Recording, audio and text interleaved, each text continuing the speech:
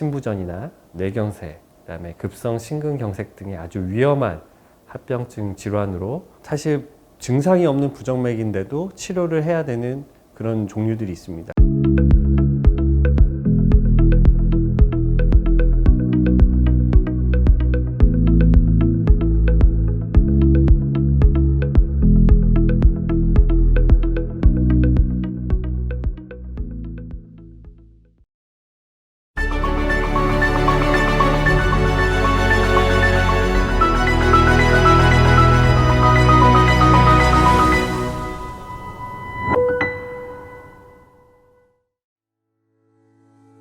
강북 삼성병원 순환기내과, 그 중에서도 부정맥 파트를 맡고 있는 김민이라고 합니다.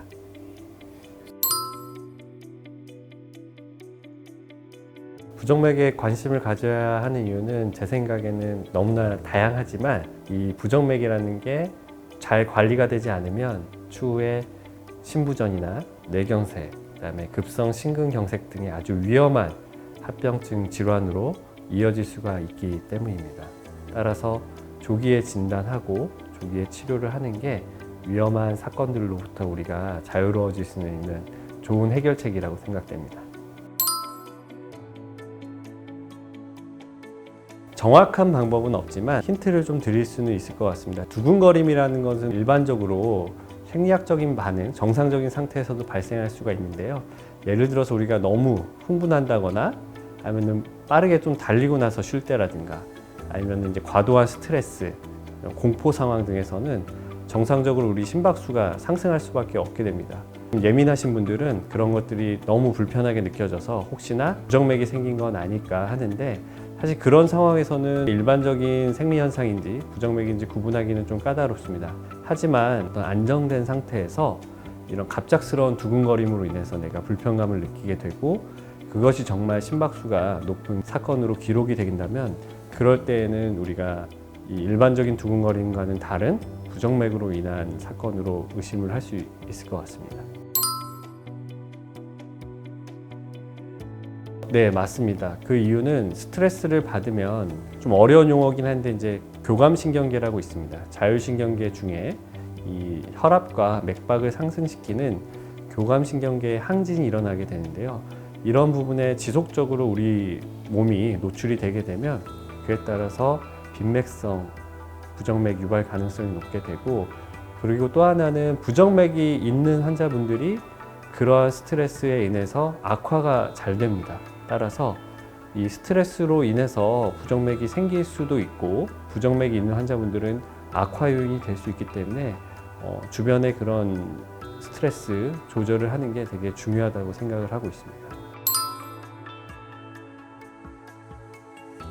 개개인 의사 선생님들마다 조금 다를 수 있습니다만, 저는 첫 번째 증상의 유무를 좀 따집니다. 경증에서부터 중증의 부정맥 질환에서 일단 환자분들의 증상을 먼저 체크를 해서 제가 치료를 결정할지 부분에 대해서 참고를 하고 있고요. 또 하나는 사실 증상이 없는 부정맥인데도 치료를 해야 되는 그런 종류들이 있습니다. 통증이나 어떤 감각에 노출될 때 정도가 다른데 부정맥도 마찬가지입니다. 같은 부정맥이지만 어떤 사람들은 심각한 증상을 느끼고 또 그렇지 않은 사람들이 있는데, 그 부정맥의 종류가 뇌경색이나 신부전, 급성 심근경색증 같은 치명적인 합병증까지 이어질 수 있는 부정맥이라면 그런 경우에는 증상이 없더라도 치료를 제가 시작을 하고 있습니다.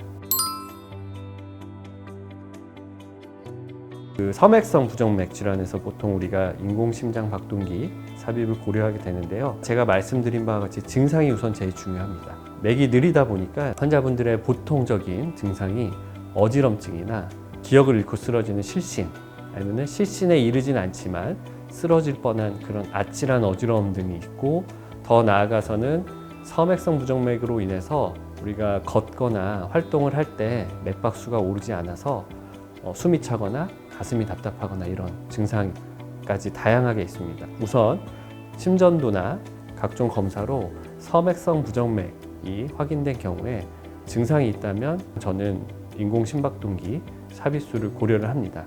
물론 치료를 고려할 때 또 하나 추가적인 게 있는데, 섬액성 부정맥이 어떤 다른 원인에 의해서 생겼는지를 꼭 확인을 해야 됩니다.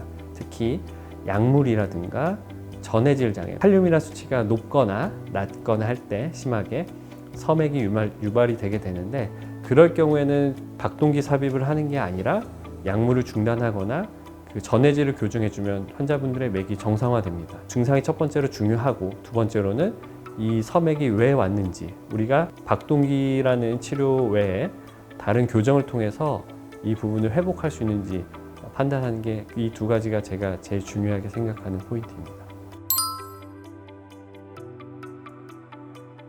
사실 인공 심박동기를 넣는다는 것은 제 입장에서는 이제 시작입니다. 이 넣은 후로부터는 지속적으로 그 부정맥 전문가에게 기계 관리를 받아야 되는 점이 가장 중요하다고 생각이 되고요. 이 기계라는 게 사실 이제 수명이 있습니다. 보통 10에서 15년 정도로 우리가 현재 기술로는 그렇게 개발이 되고 있는데요. 그 기간이 이후에 다시 또 심박동기에 교체술이 필요하기 때문에 그런 부분에 있어서도 환자분들이 박동기를 넣고 이제 끝이다라는 게 아니라 이제부터 시작이다라는 마인드로 같이 치료에 임하시는 마인드가 되게 중요하다고 생각이 됩니다.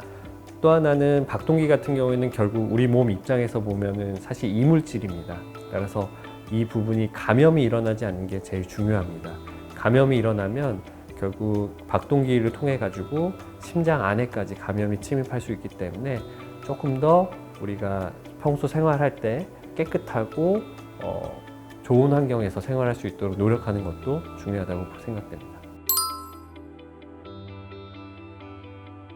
그거는 부정맥 유발 포인트마다 좀 다릅니다, 환자분들이. 그런데 맞습니다. 그 어느 정도 일리가 있는 게, 운동을 하면 맥박이 자연스럽게 빨라지는 그런 생리적 우리 몸의 현상이 있습니다. 그래서 실제 발작적 기질이라든가 부분을 가지고 있는 분들은 그런 운동이라는 노출에 의해서 부정맥이 자주 유발될 수가 있습니다. 그런 분들은 그 부정맥 질환을 없애기 전까지는 유발 요인이 되는 그 운동이라는 것을 조금 자제할 것을 좀 설명드리고 있고요. 근데 결국 운동이란 거는 우리 심장에 되게 중요한 또 보호 효과를 가지는 활동이거든요. 따라서 그런 분들일수록 적극적으로 부정맥을 없애는 시술을 고려를 해서 시술 후에 환자분들이 다시 운동을 재개할 수 있도록 하는 것이 중요하다고 생각됩니다.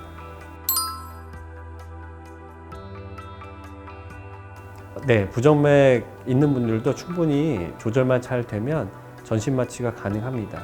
특히 부정맥 가지신 분들이 고령인 분들이 많습니다. 따라서 우리가 암 수술이라든가 다른 정형외과적, 외과적 이제 수술을 할 때 전신 마취를 해야 되는 경우가 있는데, 그 전에 미리 조기에 발견하고 약이라든가 시술을 통해서 적절하게 잘 조절되고 있다면 거의 일반인 수준과 같은 낮은 위험도로 전신 마취도 가능하고, 따라서 다른 과적인 그런 수술도 가능하다고 여겨지고 있습니다.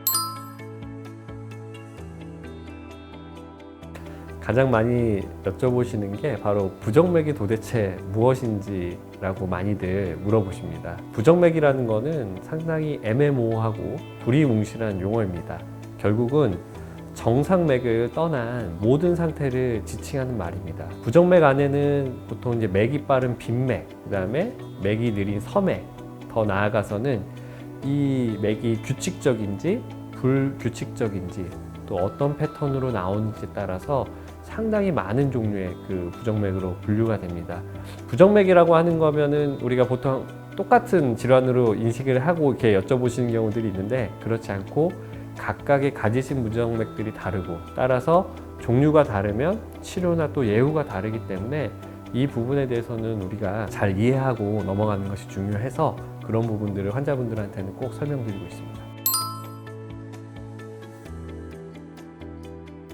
네, 노인 환자분들은 다른 젊은 환자분들과 다르게 상당히 몸이 좀 취약할 수 있습니다. 특히 고혈압이나 당뇨병이나 고지혈증 같은 다른 이제 동반 질환이 많은 경우가 많고요. 또 하나 이제 체중이나 운동 능력이 젊은 사람들 대비해서는 떨어지기 때문에 우리가 약을 쓴다거나 시술을 할 때 뭔가 합병증이 생길 위험이 높고, 또 합병증이 생겼을 때 다시 이전의 정상 상태로 돌아가는데 시간도 오래 걸리고 다시 이전의 100%로 돌아가기가 어려울 수도 있는 상황들이 있기 때문에 조금 더 제가 조심스럽게, 예를 들어서 약물을 사용할 때는 낮은 용량부터 천천히 올리는 프로토콜을 좀 사용을 하고 있고요. 시술을 할 때는 효용성도 중요하지만 안정성 측면도 되게 중요하거든요. 시술이란 거는 특히 노인 환자분들한테서 꼭 필요한 부정맥 시술을 할 때는 안정성 측면에 조금 더 포인트를 두면서 제 프랙티스를 이어나가고 있습니다.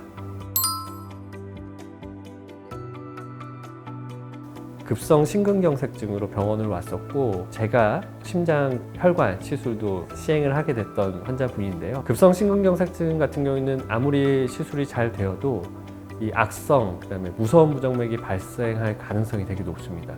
그 환자분이 시술을 마치고 하루나 이틀 뒤부터 도저히 약이나 전기 충격 같은 치료로도 부정맥이 멈추지가 않게 돼가지고 환자분의 상태가 점점 안 좋아졌습니다. 거의 돌아가시기 직전까지 가서 에크모라고 하는 인공 심폐기 기기를 돌림으로써 소생을 일단 하긴 했어요. 하지만 부정맥이 계속 지나가기 때문에 결국 이것도 시간 싸움이었던 적이 있었습니다.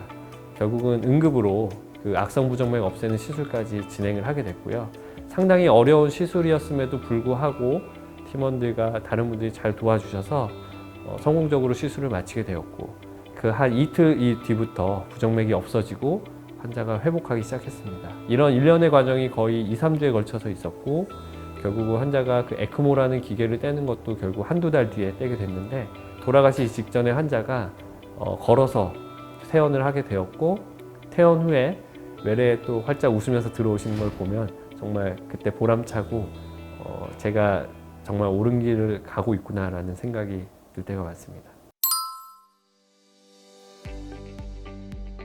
부정맥 질환 중에 이제 발작적으로 나오는 부정맥 같은 경우에는 진단도 어렵고, 환자분들이 어떻게 보면 우리가 일반적인 불안 장애나 공황 장애 환자분들과 같은 그런 증상으로 여겨지기 마련입니다. 환자분들은 실제 엄청 불편하거든요. 근데 보호자분들은 그때마다 뭐 병원 가서 검사를 했는데 아무 이상 없었다라는 이제 근거를 가지고 서로 이제 관계가 안 좋아질 수가 있는 거죠. 부정맥이라는 거는 어찌됐든 우리가 한 번 없다고 해서 없는 게 아니고 언제든지 몸 안에 도사릴 수가 있고, 환자분들이 특히나 발작적으로 이렇게 나타나게 된다면 되게 힘들어 하십니다. 그래서 부정맥 의심이 되거나 부정맥 환자의 가족분들이 그 환자분들의 그런 갑작적인 불안감이나 어떤 정서적인 부분에 있어서 조금 더 지지를 해주시면 이 환자분들 경과에도 더 좋다는 것을 몇 번 경험을 했기 때문에 이런 부분들에서 보호자분들이 환자분들을 많이 도와주시면 좋을 것 같습니다.